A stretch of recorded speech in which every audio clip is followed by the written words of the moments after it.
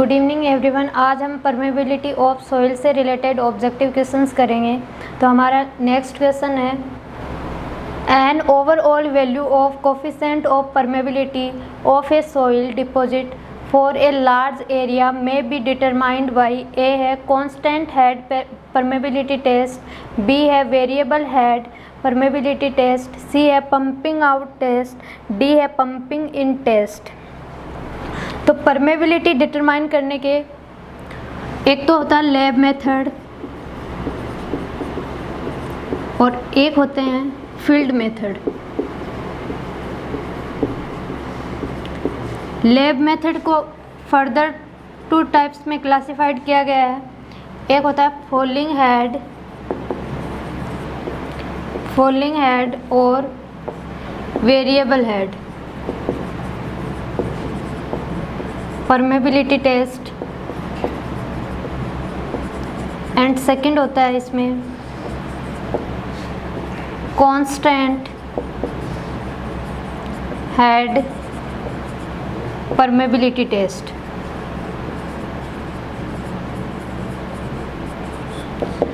जो falling head या जो वेरिएबल हेड परमेबिलिटी टेस्ट है, ये हम यूज़ करते हैं फाइन ग्रेन्ड सॉइल के लिए। फाइन ग्रेन्ड सॉइल का मतलब सिल्ट और क्ले के लिए। और जो कांस्टेंट हेड परमेबिलिटी टेस्ट है, इसको हम यूज़ करते हैं कोर्स ग्रेन्ड सॉइल के लिए। आप इसको ऐसे कांस्टेंट सी से सी आप ध्यान रख सकते हो। यहाँ पे भी फॉलिंग हेड का एफ से ध्यान रख सकते हो। ये दोनों मेथड है। ये क्या है? लैब मेथड है। अगर फील्ड मेथड की बात करें तो फील्ड मेथड में एक होता है पंपिंग आउट मेथड,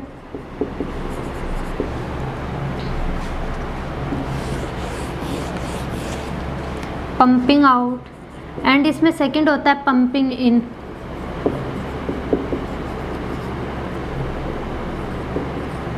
अगर जो इन्फ्लुएंस एरिया है अगर वो लार्ज है, यानी लार्ज एरिया के लिए अगर हम फील्ड टेस्ट कर रहे हैं परमेबिलिटी के लिए, तो उसके लिए हम यूज़ करेंगे पंपिंग आउट मेथड। और जो इन्फ्लुएंस एरिया है अगर वो स्मॉल है, तो उस केस में हम यूज़ करते हैं पंपिंग इन मेथड। तो इसमें पूछा गया है कि लार्ज एरिया के लिए कौन सा मेथड हम यूज़ करते हैं परमेबिलिटी डिटरमाइन करने के लिए, तो वो हम यूज़ करते हैं पंपिंग आउट मेथड। तो इस क्वेश्चन के लिए करेक्ट ऑप्शन रहेगा C. Next question is, coefficient of permeability of soil varies as A है D10 का होल स्क्वायर, बी है D10 की पावर 3, सी है D30 की पावर 2, डी है D60 का स्क्वायर। तो जो कोफिशिएंट ऑफ परमेबिलिटी है, इसके लिए कोजनी-कॉरमान इक्वेशन गिवन है।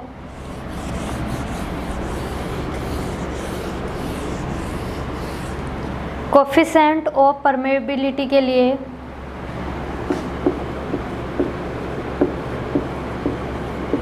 कोजनी-कॉरमान इक्वेशन, और इस इक्वेशन के अकॉर्डिंग जो कोफिशिएंट ऑफ परमेबिलिटी है, इसको कैसे डिनोट करते हैं, और इसके अकॉर्डिंग जो फॉर्मूला आता है वो है gamma W upon mu E की पावर 3 1 प्लस ई स्क्वायर, और यहाँ होता है 1 अपॉन एस स्क्वायर। तो ये इक्वेशन ध्यान रखनी है। तो यहाँ से ना जितने भी जो कोफिशिएंट ऑफ परमेबिलिटी को इफेक्ट करते हैं वो हम यहाँ से देख सकते हैं। तो यहाँ पे देखिए, जो कोफिशिएंट ऑफ परमेबिलिटी आ रहा है ये इन सब के प्रोपोर्शनल होता है। यानी एस क्या है यहाँ पे? स्पेसिफिक सरफेस एरिया, और स्पेसिफिक सरफेस एरिया क्या होता है?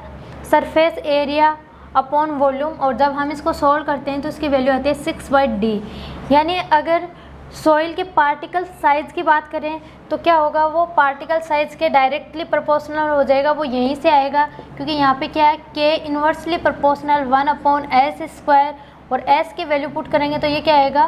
Proportional d square. ठीक है। यहाँ d कौन सा है? D10 वाला, इफेक्टिव साइज ऑफ पार्टिकल्स। ये यहाँ पे क्या है, unit weight of water, viscosity e क्या है यहाँ पे, वॉइड रेशियो, सॉरी यहाँ पे ई की पावर 3/1 प्लस ई होता है। तो ये क्या है कि कोफिशिएंट ऑफ परमेबिलिटी को ये सारे फैक्टर्स इफेक्ट करते हैं। Unit weight of water, viscosity, specific surface area, void ratio and यहाँ से क्या आ गई, इफेक्टिव साइज ऑफ पार्टिकल। तो अभी पूछा गया है कि जो इफेक्टिव साइज है वो किस प्रोपोर्शन में होती है, तो वो डायरेक्टली प्रोपोर्शनल होती है और स्क्वायर होता है पार्टिकल साइज का। तो इस क्वेश्चन के लिए करेक्ट ऑप्शन रहेगा ए। अगर बात करें कि कोफिशिएंट ऑफ परमेबिलिटी है, इसकी सबसे ज़्यादा वैल्यू किसके लिए होगी, तो देखिए पार्टिकल साइज की बात करें तो जिसका effective size of soil particle ज़्यादा होगा उसकी परमेबिलिटी भी क्या हो, ज़्यादा होगी। यानी जो ग्रेवल के लिए परमेबिलिटी आएगा, कोफिशिएंट ऑफ परमेबिलिटी, वो सबसे ज़्यादा होगा। उसके बाद में सैंड, इससे कम फिर सिल्ट के लिए, और सबसे कम किसके लिए होगा, क्ले के लिए। ठीक है, तो ये सीक्वेंस भी ध्यान रखना है, ये डायरेक्ट यहीं से आ रहा है कि effective size of soil particles increase करेंगे तो कोफिशिएंट ऑफ परमेबिलिटी की वैल्यू भी इंक्रीज होगी। Next question is physical properties which influence permeability are, A है विस्कोसिटी, बी है यूनिट वेट, सी है both A and B, D है none of these.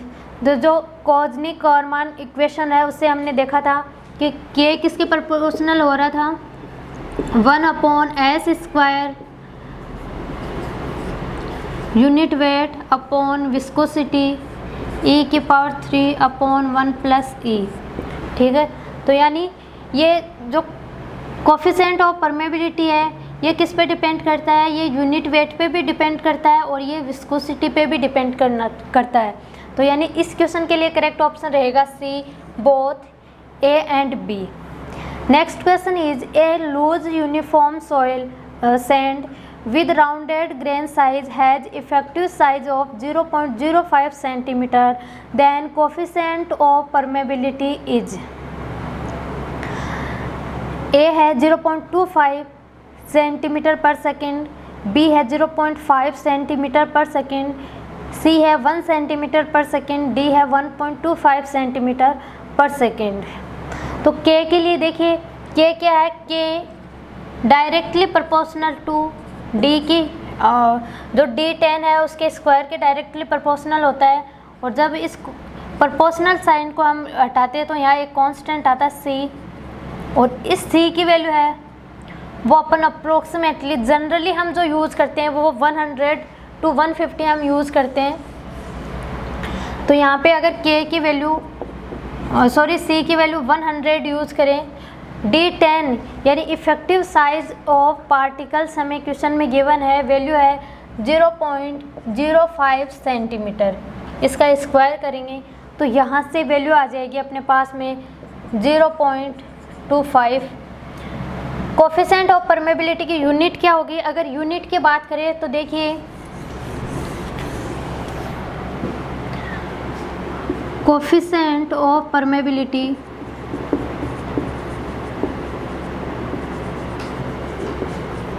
According to Darcy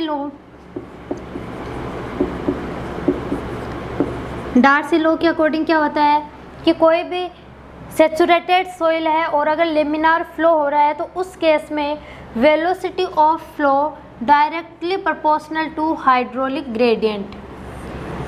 ये किसका law है, डार्सी लॉ है। ठीक है, तो जब यहाँ पे प्रोपोर्शनल साइन रिमूव करते हैं तो ये आ जाएगा V = KI, और ये K किसको रिप्रेजेंट करता है, ये K है कोफिशिएंट ऑफ परमेबिलिटी। हम यहाँ पे देख रहे हैं कि K की यूनिट क्या आएगी, तो ये देखिए यूनिट क्या आ जाएगी, यहाँ पे वेलोसिटी की यूनिट क्या है, मीटर पर सेकंड या फिर सेंटीमीटर पर सेकंड, MKS में या CJS में जिसमें भी हम ले रहे हैं। K I क्या होता है, हाइड्रोलिक ग्रेडियंट क्या होता है, ये होता है head loss per unit length. तो इसकी यूनिट भी क्या होगी, हेड लॉस भी कोई मीटर में या सेंटीमीटर में होगा, लेंथ भी मीटर या सेंटीमीटर में होगी। तो यानी जो हाइड्रोलिक ग्रेडियंट है ये क्या है, यूनिट लेस है,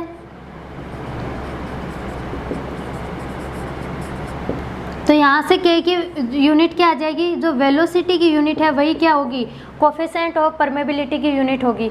तो अगर एमकेएस की बात करें तो मीटर पर सेकंड आ जाएगा, और अगर सीजीएस की बात करें तो सेंटीमीटर पर सेकंड आ जाएगा। ठीक है, तो यहाँ से देखिए सेंटीमीटर में हमने वैल्यू पुट किया है, यानी ये वैल्यू किस में आएगी, सेंटीमीटर 0.25 सेंटीमीटर पर सेकंड। ठीक है, तो इस क्वेश्चन के लिए करेक्ट ऑप्शन रहेगा A. Next question is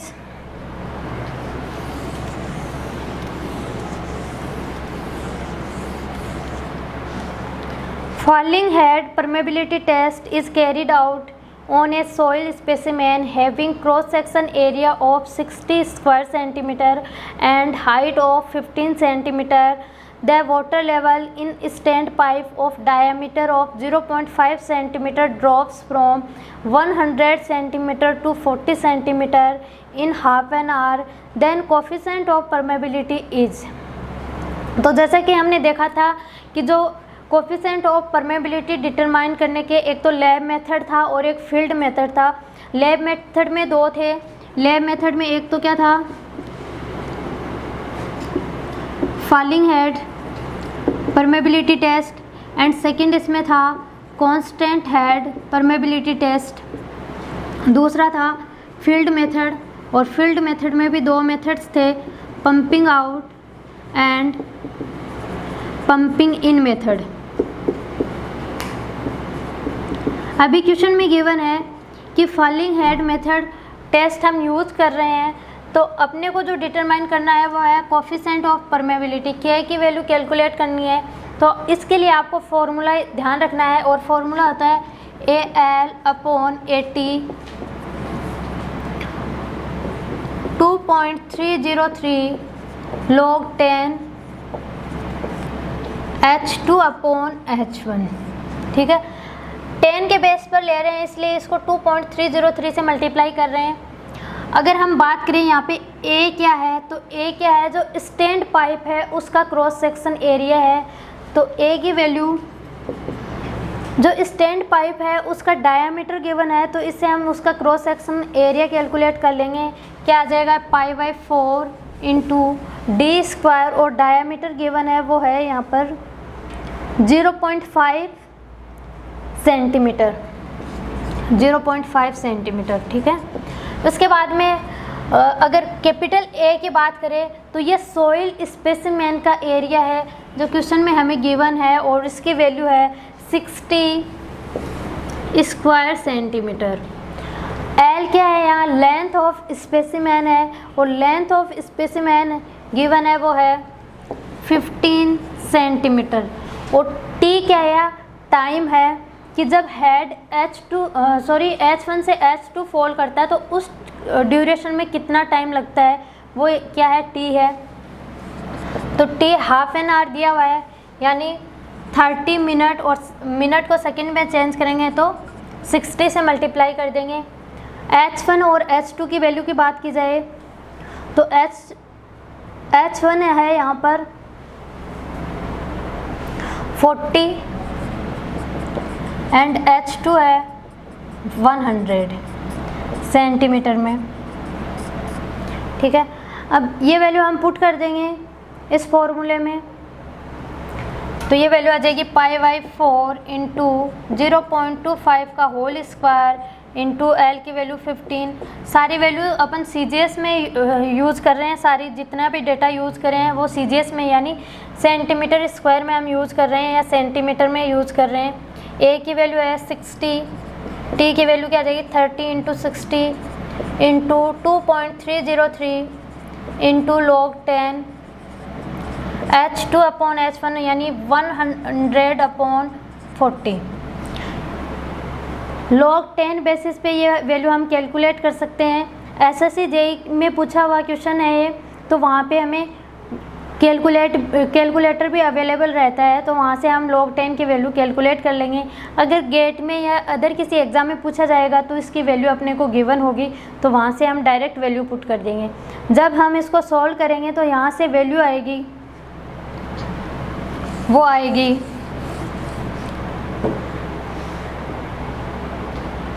0.000249 centimetre पर सेकंड के की वैल्यू, ठीक है।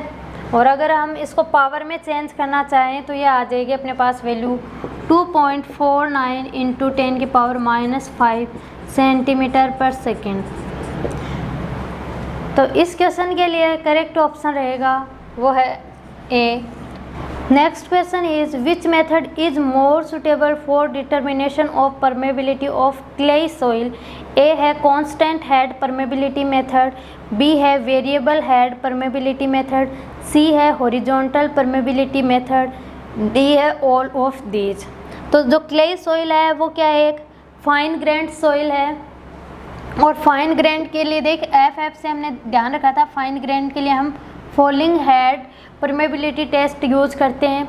और फॉलिंग हेड परमेबिलिटी का दूसरा नाम क्या है, variable head permeability method.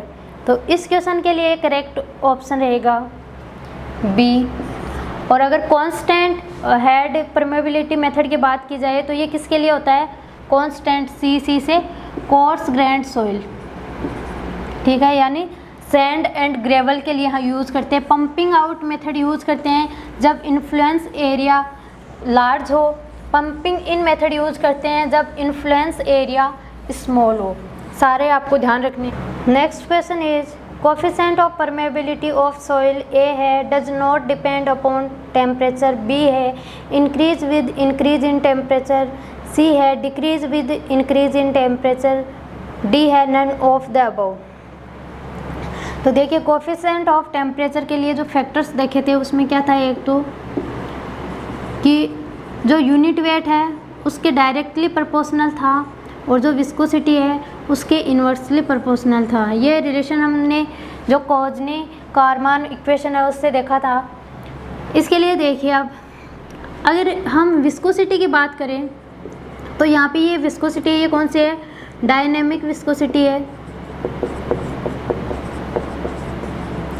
Dynamic viscosity पर टेम्परेचर का क्या इफ़ेक्ट होता है। तो अगर हम लिक्विड के केस की बात करें तो लिक्विड केस में अगर टेम्परेचर इंक्रीज करते हैं तो जो डायनेमिक विस्कोसिटी है वो डिक्रीज होती है। यानी कि जो डायनेमिक विस्कोसिटी है वो क्या है, टेम्परेचर के इन्वर्सली प्रोपोर्शनल है।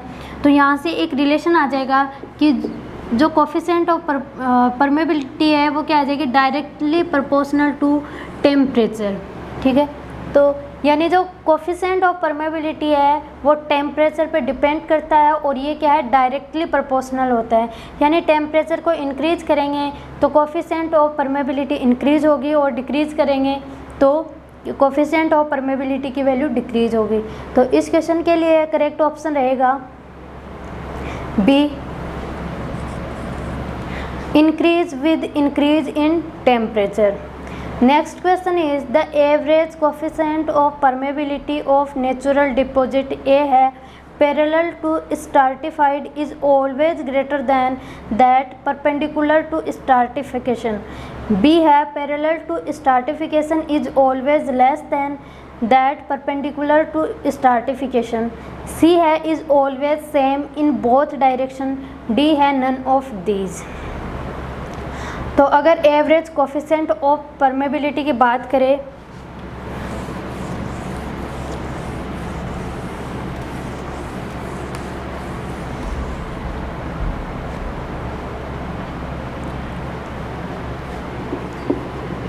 जब क्या हो एवरेज कोफिशिएंट ऑफ परमेबिलिटी, उस केस में जब जो नेचुरल डिपॉजिट है वो क्या है, पैरेलल है स्ट्राटिफिकेशन के, तो उस केस में वैल्यू क्या आती है, के एच इज इक्वल टू आता है K1H1 plus K2H2 plus K3H3 plus KNHN upon H1 plus H2 plus H3 plus HN, ठीक है।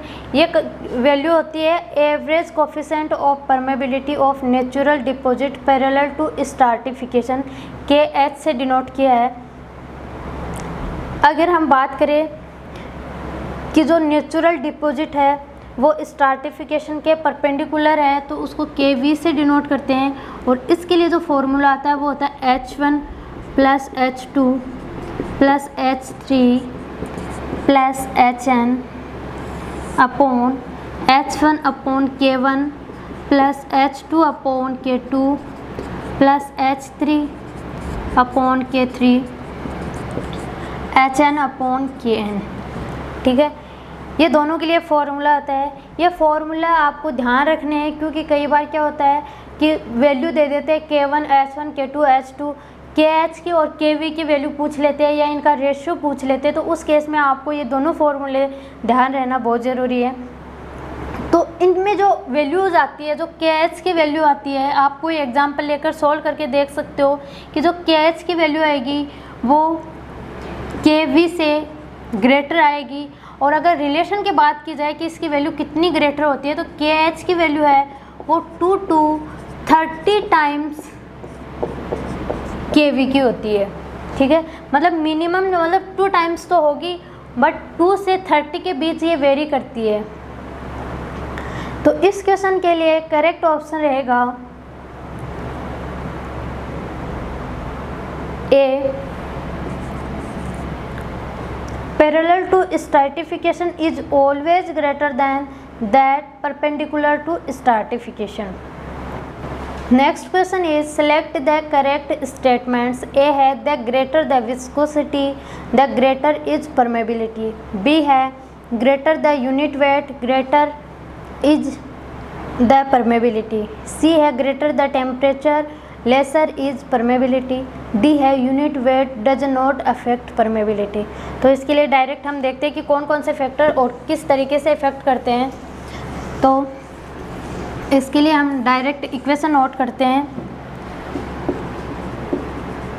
कोज़नेक कारमान इक्वेशन, इसके अकॉर्डिंग क्या है, K proportional to 1/s² into unit weight upon viscosity into e⁻³ + e। ठीक है, ये इसके प्रोपोर्शनल होता है। फिर यहाँ से s² से हम क्या निकालते हैं कि K किसके प्रोपोर्शनल आता है, D 10 के स्क्वायर के प्रोपोर्शनल आता है। यहाँ हम विस्कोसिटी से एक रिलेशन निकालते हैं, वो क्या होता है कि K है वो डायरेक्टली प्रोपोर्शनल होता है टेम्परेचर के। तो दो चीज़ें ये आती है। अब देखते हैं फर्स्ट जो ऑप्शन गिवन है कि greater the viscosity greater the permeability, यानी विस्कोसिटी के डायरेक्टली जो कोफिशिएंट ऑफ परमेबिलिटी आ रहा है वो डायरेक्टली प्रोपोर्शनल है। तो यहाँ से हम देख सकते हैं कि जो विस्कोसिटी है वो क्या है, इन्वर्सली प्रोपोर्शनल है, यानी ए ऑप्शन इनकरेक्ट है। B option greater the unit weight greater is permeability, यानी इसके अकॉर्डिंग क्या है कि K है डायरेक्टली प्रोपोर्शनल है यूनिट वेट के। तो हाँ ये करेक्ट है, यानी B option is correct. C check करते हैं, greater the temperature lesser is permeability, यानी K क्वेश्चन के अकॉर्डिंग क्या है, इन्वर्सली प्रोपोर्शनल होता है, बट ऐसा नहीं है। K क्या है, टेम्परेचर के डायरेक्टली प्रोपोर्शनल होता है। तो जो सी ऑप्शन है वो इनकरेक्ट है। डी है unit weight does not affect permeability, तो यूनिट वेट है वो क्या है, जो कोफिशिएंट ऑफ परमेबिलिटी है इसके डायरेक्टली प्रोपोर्शनल होता है, यानी यूनिट वेट है वो परमेबिलिटी को इफेक्ट करता है। तो डी ऑप्शन भी इनकरेक्ट है। तो इस क्वेश्चन के लिए करेक्ट ऑप्शन रहेगा B.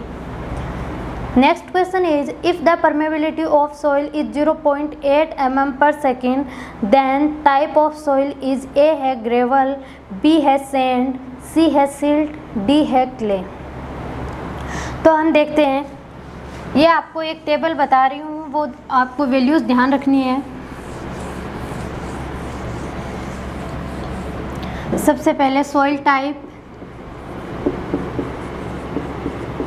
Coefficient of permeability in cm/s। Soil type की बात करें तो अगर बात करें ग्रेवल की तो इसके लिए K की वैल्यू आती है वो होती है ग्रेटर देन 1। इससे कम परमेबिलिटी आती है सैंड की और इसकी वैल्यू वेरी करती है 1 to 1 × 10⁻³ इससे कम किसके लिए होती है, सिल्ट के लिए, और सिल्ट के लिए वैल्यू आती है 10⁻³ to 10⁻⁶ सेंटीमीटर पर सेकेंड, यूनिट ध्यान रखनी है। और इस सबसे कम जो होती है वो क्ले की, और वो क्या होगी, ग्रेटर देन 10⁻⁶ सेंटीमीटर पर सेकेंड, ठीक है, सॉरी लेस देन 10⁻⁶ सेंटीमीटर पर सेकेंड। कई बार क्या है, इसी क्वेश्चन में थोड़ा और एडिट कर देते हैं और पूछ लेते हैं कि ड्रेनेज करेक्टरिस्टिक्स क्या है। तो ड्रेनेज करेक्टरिस्टिक्स का मतलब कि सॉइल परमेबल है या इम्परमेबल है, तो वो देखते हैं। तो जो ग्रेवल एंड सैंड है ये क्या होते हैं, प्रीवियस होते हैं। प्रीवियस का मतलब परमेबल होते हैं। सिल्ट की बात करें तो ये स्लाइटली प्रीवियस होता है, यानी इसमें जो परमेबिलिटी है वो होती है बट बहुत कम होती है। और अगर क्ले की बात करें तो ये क्या होता है, इम्प्रीवियस होता है। इम्प्रीवियस का मतलब कि ये क्या होता है, इम्परमेबल होता है, इसमें परमेबिलिटी नहीं होती है। तो ये आपको ड्रेनेज करेक्टरिस्टिक्स ध्यान रखनी है, और जो कोफिशिएंट ऑफ परमेबिलिटी आ रहा है उसकी सारी वैल्यूज़ आपको ध्यान रखनी है। तो अभी जो क्वेश्चन में गिवन है वो है 0.8 mm पर सेकेंड। अगर इसको सेंटीमीटर पर सेकेंड में चेंज करें तो इसकी वैल्यू आ जाएगी 0.8 × 10⁻⁻1, या फिर बात करें तो 8 × 10⁻⁻2 सेंटीमीटर पर सेकेंड। अब ये देख लीजिए कि कौन से रेंज में आ रहा है। तो यहाँ से हम क्लियरली देख सकते हैं कि ये सैंड वाले इस वाले रेंज में आ रहा है, 121 × 10⁻³ सेंटीमीटर पर सेकेंड। तो ये किसके लिए है, सैंड के लिए। तो इस क्वेश्चन के लिए करेक्ट ऑप्शन रहेगा B. Next question is the most suitable method for drainage of fine grain soil is, A है वेल पॉइंट सिस्टम, बी है वैक्यूम मेथड, सी है डीप वेल सिस्टम, डी है इलेक्ट्रोऑस्मोसिस मेथड। तो इस question के लिए correct option रहेगा D. Next question is the total discharge from two wells placed near to each other is, A है sum of discharge from individual well, B है less than sum of discharge from individual well, C है more than sum of discharge from individual well, D है none of this. तो इस question के लिए correct option रहेगा B, less than sum of discharge from individual well. Next question is Darcy law is not applicable to seepage through soil if, A है soil is homogeneous, B है soil is isotropic, C है flow condition is laminar, D है flow condition is turbulent. तो हमेशा ध्यान रखना है कि जो डार्सी लॉ हम यूज़ करते हैं उसकी कंडीशंस क्या होती है, अजम्पशन क्या होते हैं इसके लिए। डार्सी लॉ के लिए ऑलवेज लेमिनार फ्लो है तभी एप्लीकेबल होगा, सोइल है वो सेचुरेटेड होनी चाहिए, आइसोट्रोपिक होनी चाहिए।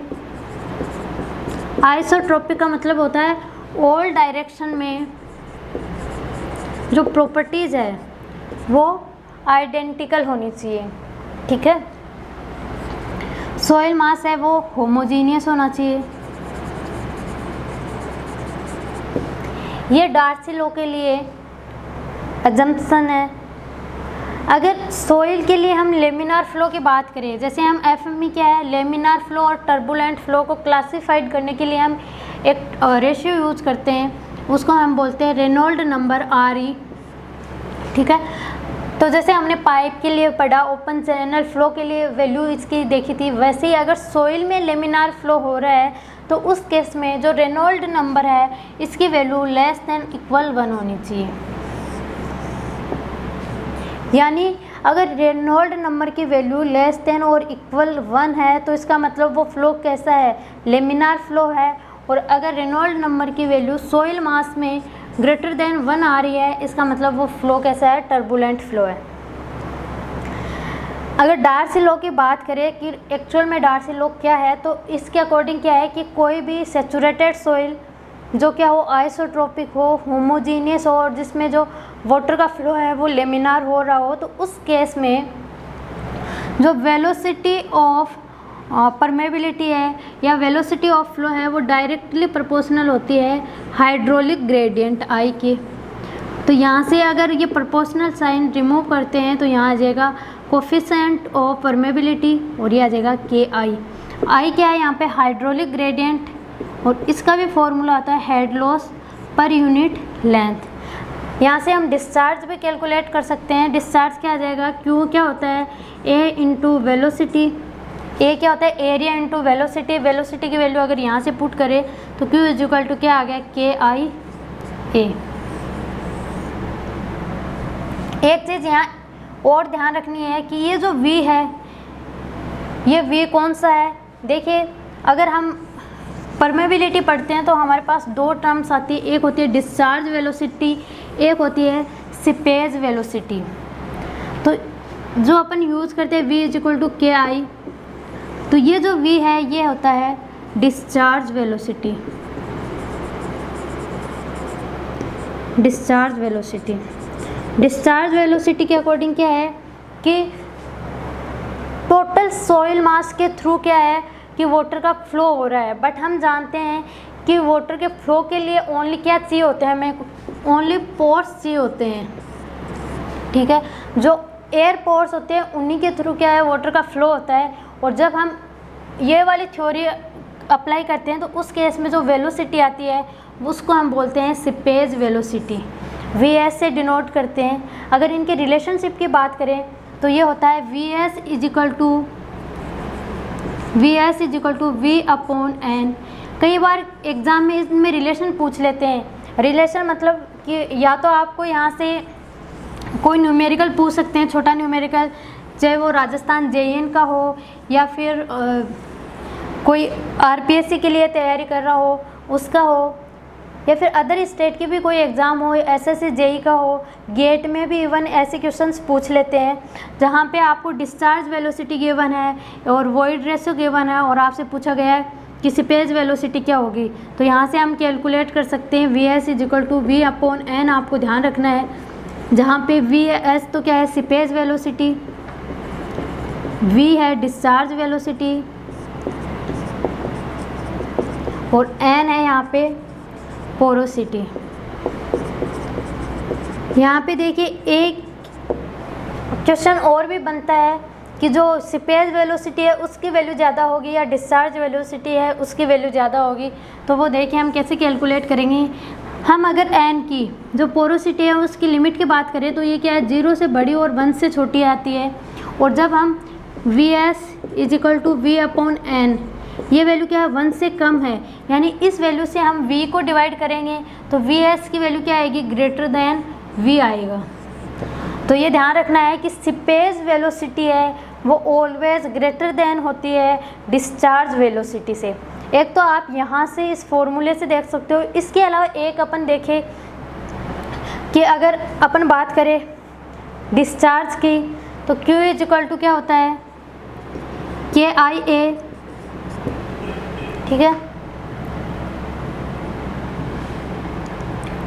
आप यहाँ एरिया इंटू वेलोसिटी भी कर सकते हो इस तरीके से।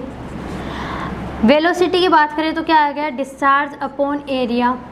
और जो डिस्चार्ज वेलोसिटी है उसके अकॉर्डिंग क्या है कि टोटल सॉइल मास का एरिया कंसीडर करेंगे, यानी ये जो एरिया है ये क्या है टोटल एरिया ऑफ सॉइल मास।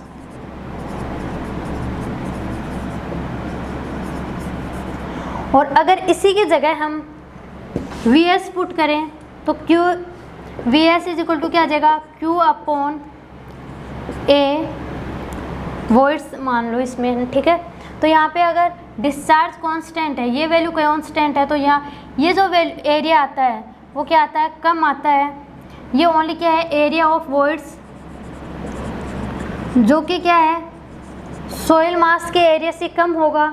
तो ये वैल्यू यहाँ पे कम आ रही है, यानी वी एस की वैल्यू क्या आ रही है ज़्यादा आ रही है, और ये वैल्यू ज़्यादा है तो यानी वी की वैल्यू कम आ रही है। तो आप यहाँ से भी इसको कैलकुलेट कर सकते हो और इस फॉर्मूले से भी देख सकते हो कि जो सीपेज वेलोसिटी है वो डिस्चार्ज वेलोसिटी से ऑलवेज ग्रेटर होगी। तो इस क्वेश्चन के लिए पूछा गया था कि कौन सा अजम्पशन है जो अप्लीकेबल नहीं है। तो इस क्वेश्चन के लिए करेक्ट ऑप्शन रहेगा D, flow condition is turbulent. Turbulent के लिए ये अप्लीकेबल नहीं होता है। Next question is if hydraulic gradient is unity then ratio of flow across unit area is called. A है कोफिशिएंट ऑफ सीपेज, बी है coefficient of permeability, C है coefficient of viscosity, D है coefficient of discharge.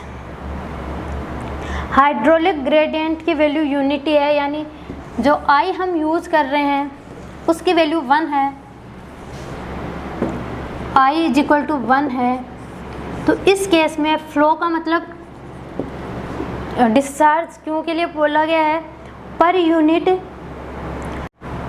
Area पूछा गया है, यानी Q upon ए है, ये किसके इक्वल होगा। तो जैसे कि हमने देखा था Q इज इक्वल टू क्या होता है, area into velocity. Darcy law की बात करें तो ये क्या आता है, Q इंटू ए इंटू के आई। तो अगर यहाँ पे Q upon A is equal to क्या आ गया, के आई। अगर यहाँ पे I की वैल्यू 1 है तो Q अपॉन ए क्या आ गया, K के इक्वल आ गया। और K को हम क्या बोलते हैं, कोफिशिएंट ऑफ परमेबिलिटी। तो इस क्वेश्चन के लिए करेक्ट ऑप्शन है B. Next question is permeability of soil is affected by. A है ग्रेन साइज, बी है वॉइड रेशियो, सी है structural arrangement of soil particles, D है ऑल ऑफ दीज। तो परमेबिलिटी ऑफ सॉइल के लिए कौन कौन से फैक्टर होते हैं वो हम डिस्कस करते हैं one by one. Factors affecting permeability, first आता है इसमें ग्रेन साइज।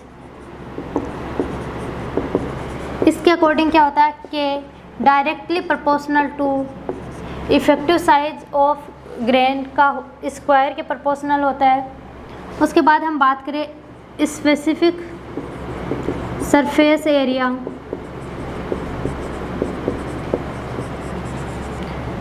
तो के है वो इन्वर्सली प्रोपोर्शनल होता है 1 अपॉन एस स्क्वायर के।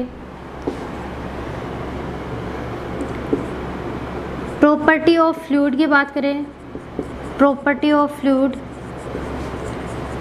तो प्रॉपर्टी ऑफ फ्लूइड के क्या होता है, K directly proportional to unit weight of water and inversely proportional to viscosity. Temperature की बात करें तो टेम्परेचर क्या है, के डायरेक्टली प्रोपोर्शनल टी। इसके बाद में अगर वॉइड रेशियो की बात करें, वॉइड रेशियो तो के है डायरेक्टली प्रोपोर्शनल होता है ई स्क्वायर। इसके अलावा जो और फैक्टर्स होते हैं वो है कि जो सॉइल का डिपोजिशन है वो किस तरीके से, जैसे हमने एक कैलकुलेट किया था के एस एंड के वी, तो इस पे भी डिपेंड करता है, मतलब सॉइल का अरेंजमेंट किस टाइप से, जो नेचुरल डिपॉजिट है वो स्ट्रेटिफिकेशन के पैरेलल है या परपेंडिकुलर है। तो जब पैरेलल होता है यानी के एच है वो ऑलवेज ग्रेटर होता है, ग्रेटर भी नहीं मतलब काफ़ी ग्रेटर होता है ये के वी से, ठीक है। एक इसमें और आता है वो फैक्टर है एडजॉर्ब्ड वाटर। जो फाइन सॉइल होती है उसके चारों तरफ क्या है, एक वाटर की झिल्ली बनी होती है, तो उस केस में क्या है परमेबिलिटी कम होती है। तो अगर एडजॉर्ब वाटर है तो उस केस में कोफिशिएंट ऑफ परमेबिलिटी कम होता है। इसके अलावा बात करें इम्प्योरिटीज़ है, वाटर में इम्प्योरिटीज़ है तो उस केस में भी क्या है इम्प्योरिटीज़। तो इम्प्योरिटीज़ क्या है, ये भी क्या है कोफिशिएंट ऑफ परमेबिलिटी को रिड्यूस करेगी, क्योंकि जो वॉइड्स फ्लो ऑफ वाटर के लिए हमें रिक्वायर्ड है उसमें क्या है इम्प्योरिटीज़ आ जाएगी, तो इससे क्या होगा वहाँ परमेबिलिटी रिड्यूस हो जाएगी। तो ये सारे फैक्टर्स हैं, ये सारे आपको ध्यान रखने हैं। तो इस क्वेश्चन के लिए करेक्ट ऑप्शन रहेगा डी, ऑल ऑफ दीज। यानी ग्रेन साइज पे भी है, वॉइड रेशियो पे भी है, structural arrangement of soil particles का मतलब के एस एंड के वी पे भी ये डिपेंड करता है, ठीक है। Next question is which of the following is impermeable. A है ग्रेवल, बी है सैंड, सी है सिल्ट, डी है क्ले। तो इससे पहले हमने जो टेबल डिस्कस की थी, इम्परमेबल कौन सा होता है, क्ले। स्लाइटली परमेबल होता है सिल्ट, और जो परमेबल होता है वो होता है ग्रेवल एंड सैंड।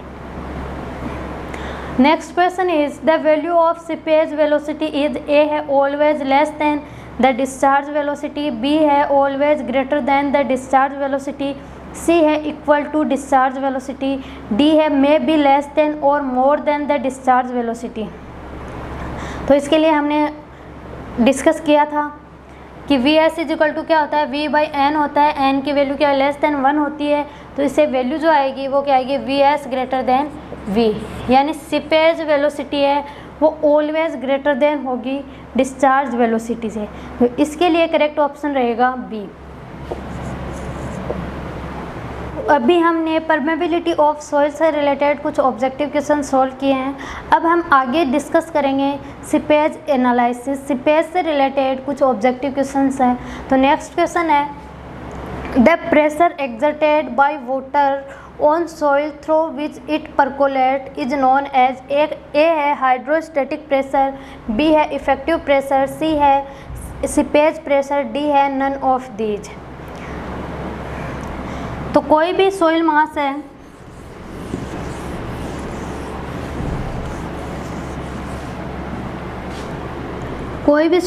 है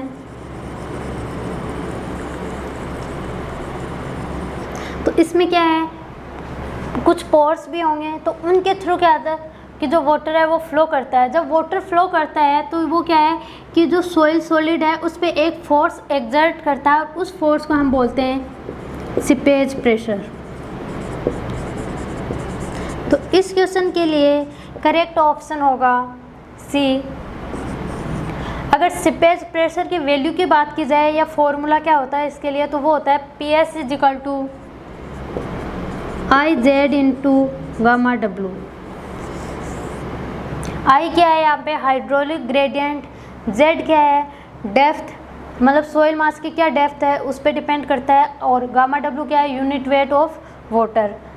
next question is a flow line in seepage through a soil is defined as. A है path of particles of water through a saturated soil mass, B है line connecting points of equal head of water, C है flow of fine particle of soil, D है direction of flow particles.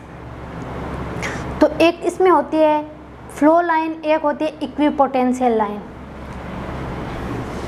जब हम seepage के बारे में पढ़ रहे हैं तो इसमें आगे हम एक फ्लो नेट पढ़ेंगे। तो इसमें दो लाइंस होती है, एक होती है फ्लो लाइन और एक होती है equipotential line. Equipotential line,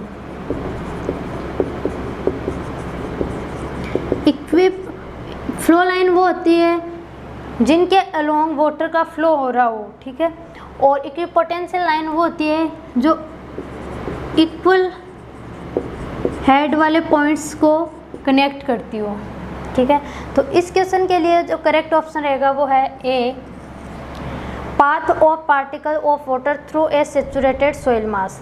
Next question is equipotential line in a seepage through a soil mass is known as। A है path of particle of water through a saturated soil mass, B है line connecting points of equal head of water, C है direction of flow particles, D है none of these. तो अभी हमने discuss किया है, तो इस क्वेश्चन के लिए करेक्ट ऑप्शन रहेगा B, line connecting point of equal head of water.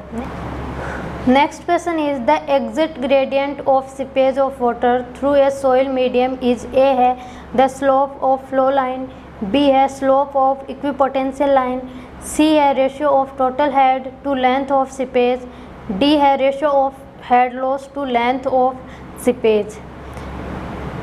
तो जो एग्जिट ग्रेडियंट आता है, जैसे अपने हाइड्रोलिक ग्रेडियंट पढ़ा, हाइड्रोलिक ग्रेडियंट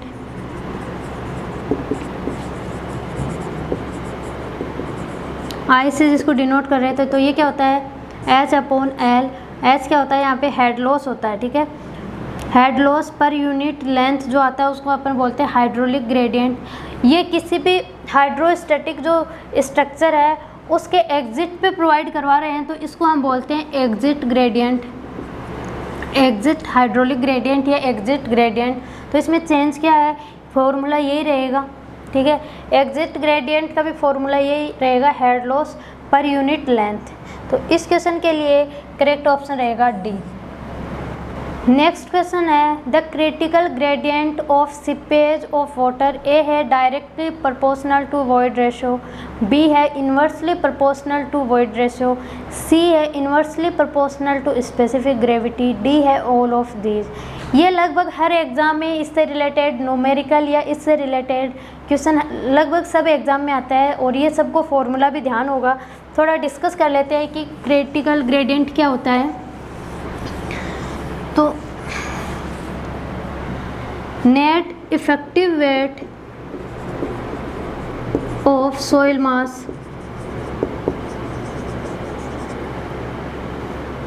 जब ज़ीरो हो जाता है तो उस कंडीशन को हम बोलते हैं सोइल की बॉइलिंग कंडीशन, क्रिटिकल कंडीशन,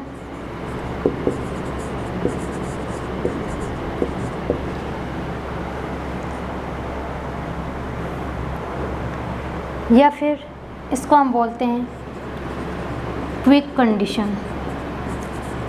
तो मतलब कोई भी सोइल मास है उसका नेट इफेक्टिव वेट है वो ज़ीरो के इक्वल हो जाता है तो उस कंडीशन को हम बॉइलिंग कंडीशन, क्रिटिकल कंडीशन और क्विक कंडीशन बोलते हैं। अब इफ़ेक्टिव वेट कैसे कैलकुलेट करेंगे तो वो होता है effective stress plus minus seepage stress. Plus minus का मतलब अगर फ्लो है वो डाउनवर्ड डायरेक्शन में हो रहा है तो ये वैल्यू आ जाएगी प्लस, और अगर फ्लो अपवर्ड डायरेक्शन में हो रहा है तो इसकी वैल्यू आ जाएगी माइनस। तो जब फ्लो यानी क्रिटिकल ग्रेडियंट के लिए या फिर क्रिटिकल कंडीशन के लिए जो क्या क्या अजम्पशन होते हैं, क्या क्या कंडीशन रिक्वायर्ड होती है, वो क्या होता है जब वाटर का फ्लो है वो अपवर्ड डायरेक्शन में होता है, उस केस में क्या है नेट इफेक्टिव वेट है सोइल मास का वो ज़ीरो आता है, ठीक है। अगर बात करें इफ़ेक्टिव स्ट्रेस की, नेक्स्ट लेक्चर में इसके बारे में भी हम डिस्कस करेंगे। तो इफ़ेक्टिव स्ट्रेस है, इसका फॉर्मूला आता है gamma dash into Z. Gamma dash का मतलब क्या है यहाँ पे यूनिट, कौन सा यूनिट वेट होता है ये सबमर्ज्ड यूनिट वेट।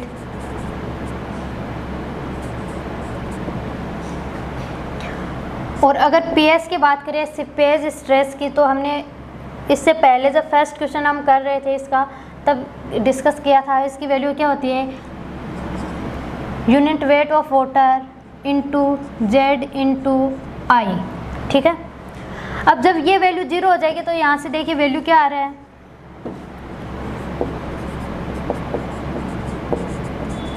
यहाँ से आई आ रहा है gamma dash upon gamma W. और इस आई को, ये जो हाइड्रोलिक ग्रेडियंट आता है इसको हम बोलते हैं क्रिटिकल हाइड्रोलिक ग्रेडियंट। यानी जो क्रिटिकल कंडीशन में जो हाइड्रोलिक ग्रेडियंट आता है उसी को हम बोलते हैं क्रिटिकल हाइड्रोलिक ग्रेडियंट। और इसका जो फॉर्मूला आएगा वो gamma dash upon gamma W. Gamma dash क्या है यहाँ पे जो सैचुरेटेड यूनिट वेट है, और गामा डब्लू क्या है यूनिट वेट ऑफ वाटर। जो गामा डैश का फॉर्मूला होता है वो क्या होता है G minus 1/1 plus E into gamma W, और इसमें क्या है upon gamma W. Gamma W से गामा डब्लू कैंसिल आउट हो गया। तो यहाँ से अगर क्रिटिकल हाइड्रोलिक ग्रेडियंट की बात करें तो इसकी वैल्यू आ रही है यहाँ से I C is equal to G minus 1 plus E. अगर वॉइड रेशियो गिवन हो तो उस केस में इनमें ये रिलेशन होता है। अगर कभी पोरोसिटी की टर्म में पूछ ले इनका रिलेशन तो वो होता है I C is equal to G minus 1 into 1 minus N, ठीक है। ये मल्टीप्लाई में होते हैं। तो ये दोनों रिलेशन आपको ध्यान रखने हैं। इनफैक्ट ये तीनों आपको ध्यान रखने हैं क्योंकि यहीं से ये फॉर्मूला आता है gamma dash upon gamma W, जब गामा डैश की वैल्यू पुट करते हैं तो ये फॉर्मूला G-1/1 प्लस ई G-1 इंटू 1 माइनस एन, ये रिलेशन होता है। तो यहाँ से हम देख सकते हैं कि ये जो स्पेसिफिक ग्रेविटी है उसके डायरेक्टली प्रोपोर्शनल आ रहा है। ई क्या है यहाँ पे, वॉइड रेशियो है, वॉइड रेशियो के क्या है, इन्वर्सली प्रोपोर्शनल है।